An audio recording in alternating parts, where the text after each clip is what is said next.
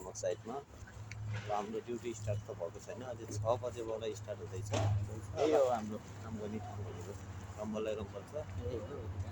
राति आउनुपर्छ, राति नै फर्किनुपर्छ, यस्तै छ जिन्दगी है। परदेशी जिन्दगी भनेको यही। अनि त्यही माथि कम्पनी चाहिँ थर्ड क्लास कम्पनी परेको छ। सप्लाई परेछ।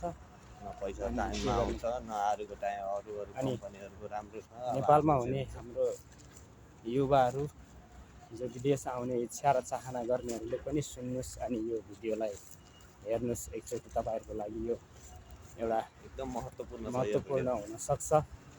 अनि तपाईँहरू कन्स्ट्रक्सन लाइनमा चाहिँ कहिले पनि नआउनु होला।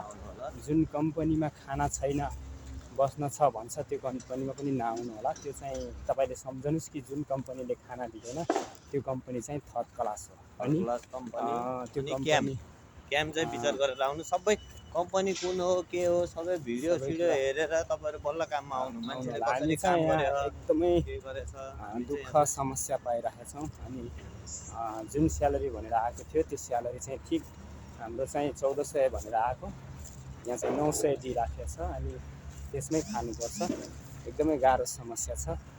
र सबैजनाले यो भिडियो र हामी जे जस्तो भयो नि, हामी एउटा वीर गोर्खालीको छोरा भएको कारणले हामी यो कम्पनी ठिक नभयो भने हामी अर्को कम्पनी चेन्ज गर्ने तर्फमा छौँ। यही नै हो हाम्रो आजको ब्लग। धन्यवाद कन्स्ट्रक्सन लाइन ब्लग। हाम्रो भिडियो हेरिदिनु भएको लागि।